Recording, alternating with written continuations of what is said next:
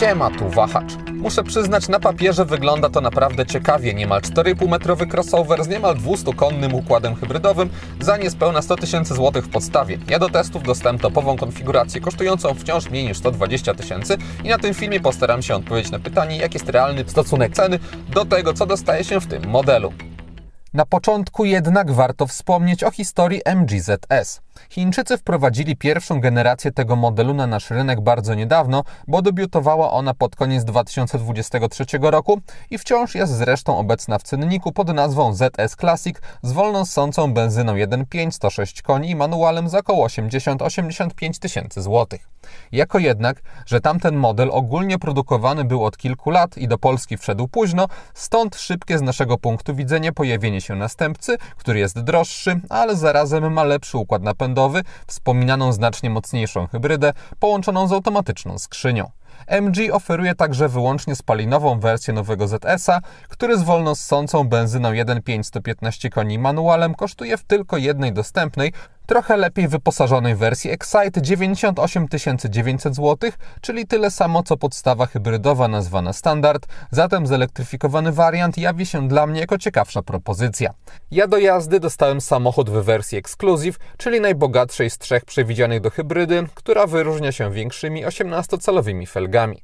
Poza tym nadwozie ZS-a zawsze wygląda tak samo, czyli moim zdaniem ok, jak na chińskie samochody dosyć standardowo. To znaczy widać, że producent nie starał się uczynić go przesadnie bajeranckim, ostrym czy coś w tym stylu, tylko szukał bardziej stonowanego, ale wciąż ładnego projektu i to się moim zdaniem udało. Za lakier metalik dopłacić trzeba 2250 zł. We wnętrzu nowy ZS wygląda znacznie ciekawiej niż stary, którego pokazałem na początku na przebitce i muszę przyznać, że z kształtem nawiewów czy projektem tunelu środkowego testowany model wypada moim zdaniem naprawdę dobrze i różne elementy zgrabnie się tutaj ze sobą komponują. Pod kątem jakościowym negatywnie uwagę zwracają górne partie drzwi, które są plastikowe i wyglądają mocno plastikowo, zauważalnie gorzej niż otoczenie np. na podszybiu. Mamy miękki materiał, znacznie przyjemniejszy dla oka, też są wstawki pokryte ekoskórą, którą spotkać można na desce rozdzielczej, ewentualnie na odpowiednio miękkich podłokietnikach. W niższej części kokpitu mamy standardowo twarde tworzywa, ale nie ma za to jakichś tanio wyglądających np. dużych fragmentów z fortepianowej czerni, jest tylko i tutaj trochę. Ogólnie wszystko jest wykonane estetycznie, nie ma co oczywiście oczekiwać cudów, jakiegoś przepychu, ale jak na cenę samochodu jest naprawdę ok, tym bardziej, że kabina nie wydaje niepożądanych dźwięków. Skórę syntetyczną w wersji Exclusive spotkać można także na fotelach. W dotyku jest ona ok, ale nie każdemu jej obecność przypadnie do gustu. Fotele są wygodne, umiarkowanie miękkie, z za krótkimi siedziskami, ale nawet po całym dniu podróży nie miałem na co narzekać.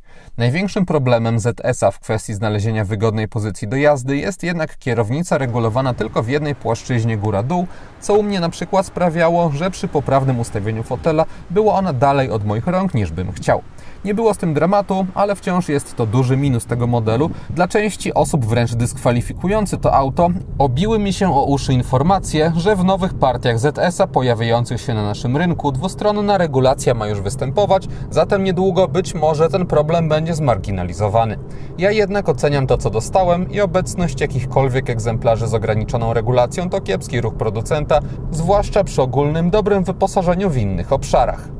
Przejdźmy teraz do układu napędowego, w przypadku którego przelicznik złotówek na konie mechaniczne jest naprawdę korzystny, bo wyjściowo za 98 900 zł w pozachińskich markach nie ma co liczyć na tak mocną hybrydę. Oparta jest ona o wolno ssącą benzynę 1.5 mającą 102 konie mechaniczne, wspartą konkretnym silnikiem elektrycznym rozwijającym 136 koni. Mamy także zastosowaną tutaj trzybiegową skrzynię i wpływa ona w dużym stopniu na zachowanie całego układu. Ogólnie podróżując z prędkościami poniżej 100 km na godzinę można mówić o dwóch głównych etapach pracy hybrydy. Pierwszym z nich jest jazda tylko w trybie elektrycznym i wtedy dzięki jego wydajności można całkiem żwawo przyspieszać bez wybudzania benzyny. Zależy to oczywiście od ilości energii w akumulatorach, ale zdarzało mi się w trybie elektrycznym osiągać nawet po starcie 70 km na godzinę i wtedy poczuć można się jak w zwykłym elektryku albo hybrydzie plug-in i to przyznam robi wrażenie. Silnik spalinowy nie działa też oczywiście podczas jazdy w korkach czy utrzymywaniu prędkości, chyba że akurat jesteśmy w drugim etapie pracy układu, to znaczy doładowywaniu. Wtedy benzyna pracuje, uzupełniając energię na kolejny elektryczny etap i tak mniej więcej się to miksuje. Nie oczywiście wyłącznie, bo są też stany pośrednie, ale łatwo wyczuć można te dwa krańcowe, które omówiłem. Etapy te nie są przesadnie krótkie, zależne od prędkości oczywiście, ale na przykład jadąc 70-80 km na godzinę mogłem pokonać około 2 km, zanim spalinowiec musiał interweniować. W trakcie doładowywania daje o sobie znać mała ilość biegów w skrzyni, bo przy niektórych prędkościach silnik, aby nie mieć zbyt niskich obrotów, musi je trzymać nienaturalnie wysoko, bo nie ma żadnego biegu pośredniego i na przykład jadąc te około 70 km na godzinę mamy stałe okolice 2500 obrotów, co wydaje się nienaturalnie dużą wartością, na przykład akustycznie. Na szczęście benzyna jest dobrze wyciszona w kabinie, więc aż tak to nie zwraca uwagi, ale jednak trochę zwraca, a zdarzają się też anomalie, że na przykład na umiarkowanym podjeździe pojawiły mi się prawie 4000 obrotów i nic nie mogłem z tym zrobić, operując gazem. Przez wspominane wyciszenie i okazjonalność nie powiem, aby mi to jakoś przeszkadzało, ale jest to specyficzna cecha układu hybrydowego MG i warto ją sprawdzić na jeździe próbnej, nie tylko kręcąc się po mieście, ale i rozpędzając do 70-90 km na godzinę.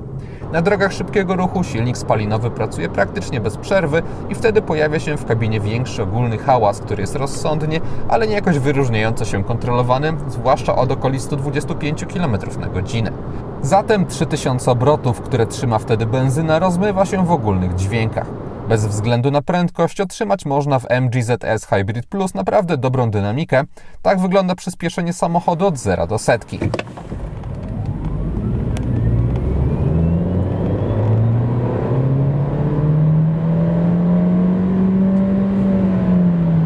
A tak od 90 do 140 km na godzinę.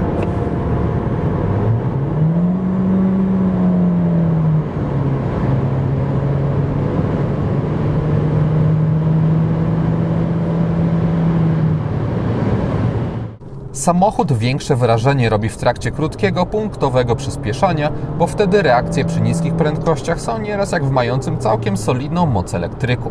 Jadąc szybciej, układ elektryczny zapewnia wstępną reakcję, a później czuje się, gdy wkracza wsparcie 1,5-litrowej benzyny i tutaj znowu przez niewielką ilość biegów i duże różnice obrotowe, na przykład na drogach szybkiego ruchu przyspieszanie nie jest liniowe, tylko są etapy bardziej i mniej żwawe i wyraźnie się je czuje, niż gdyby na pokładzie była na przykład jakaś 6-biegowa przekładnia. Przy niektórych niższych prędkościach zmiany przełożeń obrotów są również odczuwalne. Fakt jednak zostaje, że ogólna dynamika samochodu jest naprawdę ok i czuje się tutaj większą moc i pozwala ona na bezpieczne podróżowanie przy każdej legalnej w Polsce prędkości. Pomysł z 3-biegową skrzynią jest specyficzny, ale konstruktorzy mogli go opracować też mając w głowie chęć minimalizacji okresów pracy benzyny i aby jak najszybciej ładowała na akumulatory. Nie wiem dokładnie, czy takie były założenia, ale wciąż w Warszawie testowane MG potrzebowało średnio 4,5 litra na 100 km, zatem niewiele. Na zwykłych drogach poza miastem wyniki oscylowały również w okolicach 4,5-5 litrów, na ekspresówkach było to 6,5-7 litrów i dopiero wyższe obroty na autostradzie sprawiały, że spalanie wyraźnie też rosło do 8-8,5 litra. Jeżdżąc jednak poza autostradami, dostaje się oszczędne auto. Można w ZS-ie także modyfikować stopień rekuperacji energii, występują 3 poziomy. Wskazania spalania śledzić można na elektronicznych zegarach, które mają moim zdaniem niepotrzebnie w tym obszarze efektowne grafiki. Jest to taki trochę przerost formy nad treścią i gubią się trochę komunikaty te najważniejsze. W innych miejscach jest ok, innych miejsc swoją drogą nie ma zbyt wiele, bo mamy tam tylko takie szczątkowe informacje związane z działaniem asystentów bezpieczeństwa czy stanem samochodu i to by było na tyle. Szału nie ma, ale wszystko co najważniejsze jest. Warto jeszcze dopowiedzieć, że wbrew temu, co twierdzi MG w swojej broszurze o wirtualnym kokpicie kierowcy 12,3 cala, taki prawdziwy ekran LCD jest zauważalnie mniejszy i jest tylko tutaj na środku, ma na oko jakieś 7 cali. Po bokach mamy też oczywiście grafiki, które się zmieniają, ale są one powiedzmy predefiniowane, że tutaj musi być tylko prędkościomierz, nie może się coś innego wyświetlić, tak jak to bywa na przykład w radiobudzikach czy coś w tym stylu, no ale fakt zostaje, że te boki ze środkiem dobrze ze sobą współgrają wizualnie i nie wyglądają jak z 2 różnych światów. Sterowanie zawartością zegarów odbywa się przy pomocy krzyżaka z prawej strony kierownicy, którego można wychylać, a także wciskać. Z kolei, gdy wciśnie się ten przycisk, to przekształca się on w twór do sterowania systemem audio, zmiany piosenek, zmiana głośności. Wymaga to chwili przyzwyczajenia, ale u mnie była to krótka chwila. Z prawej strony mamy także sterowanie telefonem, a także programowalny przycisk. Drugi programowalny przycisk znaleźć można z lewej strony, w sąsiedztwie tych odpowiadających za asystentów bezpieczeństwa. Ergonomia tego rozmieszczenia wypada moim zdaniem dobrze. Wątpliwości rozmiarowych nie budzi za to wyświetlacz systemu inforozrywki mający od środkowej wersji 12,3 cala, w podstawie jest to 10 cali, ale wybierając bogatsze odmiany dostaje się przejrzysty interfejs, jest menu główne, a także na ekranie domowym kilka widgetów. Niestety ten nawigacyjny nie zawiera mapy, trzeba ją odpalić pełnoekranowo i poza nią nie można żadnych dodatkowych informacji, na przykład na boku sobie umieścić, co jest pewnym marnotrawstwem przestrzeni, ale poza tym jest ok. Mamy na przykład belkę wysuwaną od góry, przełączniki z lewej strony do najważniejszych modułów. Jak widać, to wszystko przełącza się szybko. Mamy także ustawienia, które są dobrze opisane, to znaczy dobrze pod kątem pogrupowania w kategorie. Jeśli chodzi o tłumaczenie, no to mogłoby być to bardziej dopracowane. Też na przykład zastanawiam się, czemu informacja o poduszce powietrznej jest aż tak ogromna. Ewentualnie jeszcze z takich ciekawostek tłumaczeniowych można sprawdzić, czy mamy ciemny motyw albo jasny i wtedy jest to podpisane jako przełączanie z tyłu. Gdy się przełączy na język angielski z kolei, to pojawia się, że jest to coś takiego, background switching, i zdecydowanie widać, że ktoś, kto tłumaczył to menu, to nie znał kontekstu, tylko po prostu tłumaczył, o ile to w ogóle była osoba, to tłumaczyła to totalnie na ślepo, no ale ogólnie ten system problemów mi podczas użytkowania nie sprawiał. Problemy mam za to z tym, że połączenie smartfona poprzez Android Auto i Apple CarPlay może odbywać się tylko przewodowo, to jest zdecydowanie mniej wygodnym rozwiązaniem niż łączenie bezprzewodowe, a gdy już tak się stanie, to znika możliwość sterowania klimatyzacją, ponieważ moduł klimatyzacji jest zaszyty w menu, mamy tylko fizyczne odparowywanie szyb i to by było na tyle, ale sterowanie nawiewem, siłą jego czy temperaturą, to wszystko odbywa się już poprzez menu, które w przypadku Android Auto i Apple CarPlay znika. Na szczęście jest możliwość szybkiego przełączania się pomiędzy Android Auto a tym, co oferuje MG.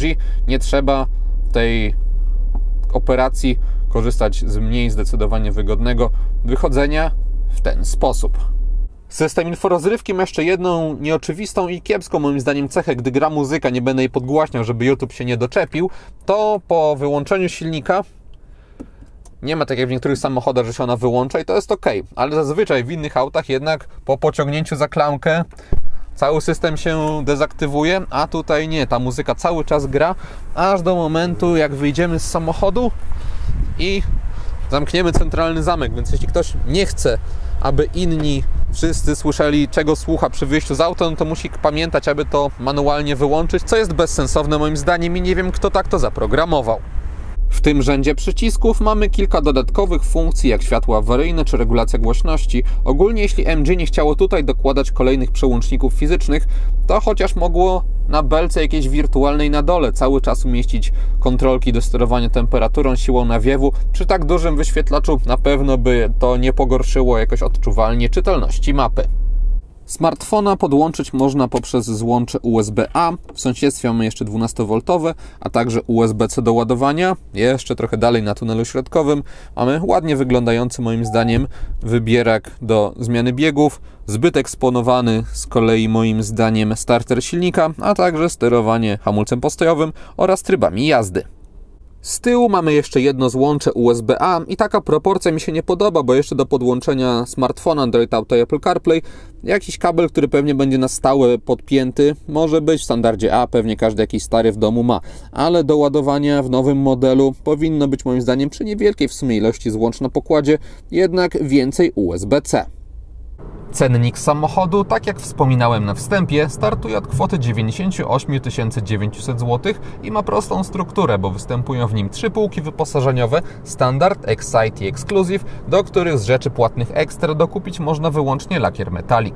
Decydując się na podstawę, dostaje się już rozsądne wyposażenie, bo mamy chociażby automatyczną klimatyzację, kamerę cofania, fabryczną nawigację czy sporo systemów bezpieczeństwa z aktywnym tempomatem czy monitoringiem ruchu poprzecznego i ten ostatni element jest czymś, co rzadko spotyka się w standardzie, nawet w zauważalnie droższych autach. Ogólnie już płacąc poniżej 100 000 złotych za MG ZS można bez bólu ten samochód użytkować, chociaż takich rzeczy jak światło LED czy czujnik deszczu może brakować.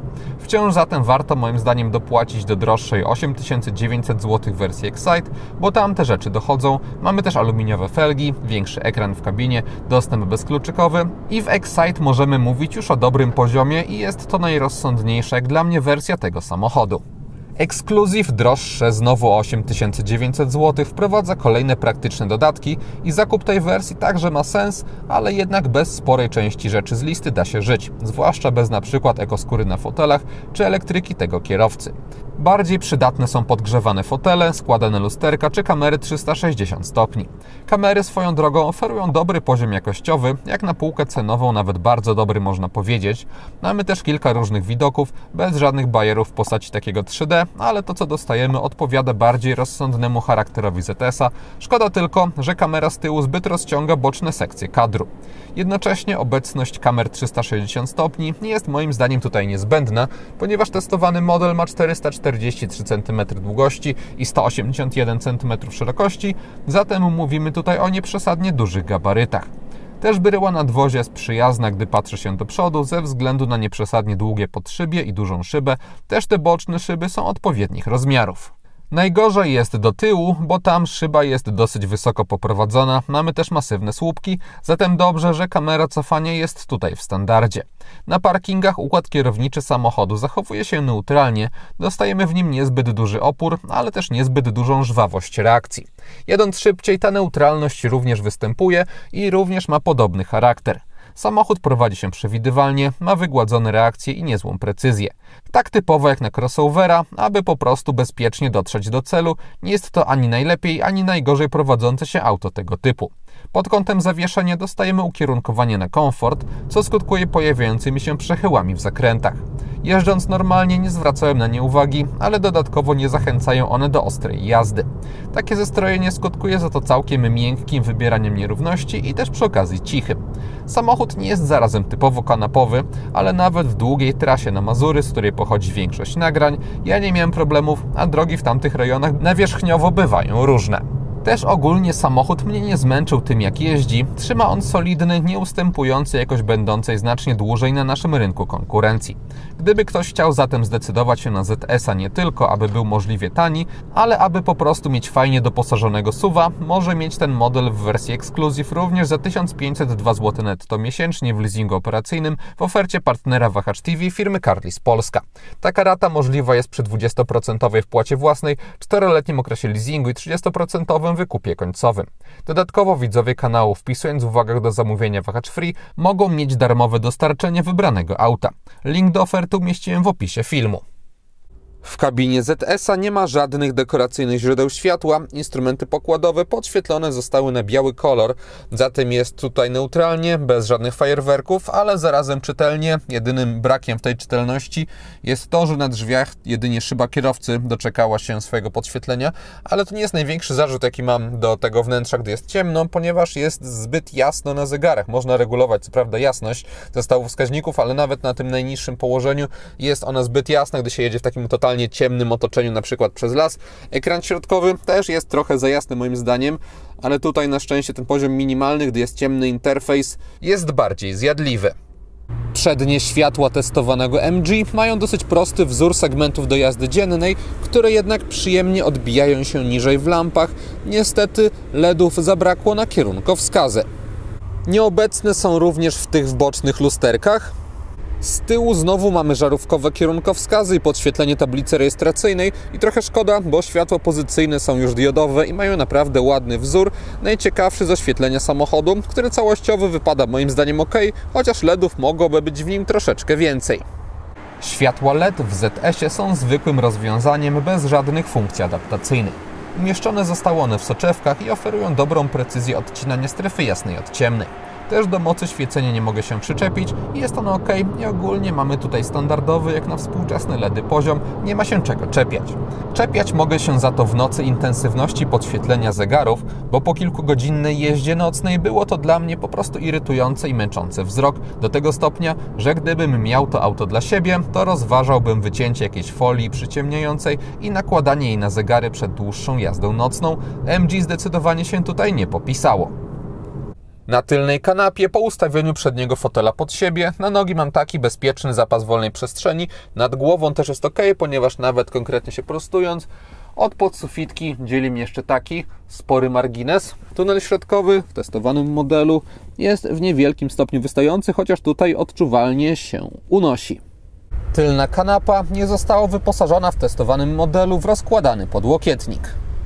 Bagażnik samochodu ma 443 litry pojemności. Dostajemy tutaj niski próg załadunkowy, dużych rozmiarów otwór, chociaż jakiś rekordowy na szerokość nie jest, a także regularne kształty. Na bocznych ściankach z obu stron mamy po haczyku na jakieś torby. Obecne są także kieszenie w nadkolach. Pod podłogą mamy jeszcze dodatkową przestrzeń bagażową. Tą podłogę można umieścić albo w wyższym położeniu, tak jak pokazałem przed chwilą, albo można ją obniżyć, tak jak pokazuję teraz. Gdy półka bagażnika będzie podniesiona, to po złożeniu drugiego rzędu siedzeń dostanie się 1457 litrów maksymalnych zdolności ładunkowych, a także płaską podłogę z grubsza jedynie z lekko unoszącymi się oparciami. Podsumowując, MG ZS zrobił na mnie zdecydowanie pozytywne wrażenie. Nie jest to auto bez wad i to takich całkiem wyraźnych jak regulacja kierownicy czy podświetlenie zegarów, więc to trzeba brać pod uwagę, ale wypada również mieć na tej uwadze plusy tego samochodu: dynamiczny układ napędowy, neutralny sposób jazdy, czy jakie wyposażenie dostaje się za niewygórowaną cenę i te zalety przeważają moim zdaniem nad wadami. Ogólnie te wady, jak sądzę, bez problemów można by wyeliminować jakimś liftingiem. Ale myśląc o MG ZS Hybrid Plus aktualnie, jest to moim zdaniem auto, które ma naprawdę dobry stosunek ceny do tego, co oferuje i warto wziąć je pod uwagę. I to wszystko, co przygotowałem o hybrydowym ZS-ie. Dziękuję za uwagę i mam nadzieję, że jego test się podobał. Jeśli tak było, zachęcam do dania temu filmowi łapki w górę. Będzie mi z tego powodu bardzo miło. Zainteresowanym przypominam Carlis Polska, a jeśli ktoś nie ma, to zapraszam również do subskrypcji kanału, ponieważ kolejne materiały na Wahacz TV pojawią się już wkrótce. Na razie!